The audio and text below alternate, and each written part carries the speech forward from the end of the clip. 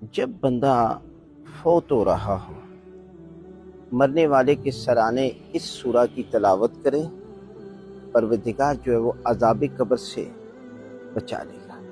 قرآن مجید کی سورہ صفات، یہ سورہ تھوڑی سی بڑی ہے، اس لیے اس سورہ کو آپ جو ہے وہ مرنے والے کے سرانے بیٹھ کر اس کی تلاوت کریں تو خداوند عالم اس شخص کے وہ عذاب قبر سے بچا لے گا اور پروردگار اس کے گناہ معاف کر دے گا۔ اس لیے آپ جو ہے وہ اس سورہ کی تلاوت ضرور کریں۔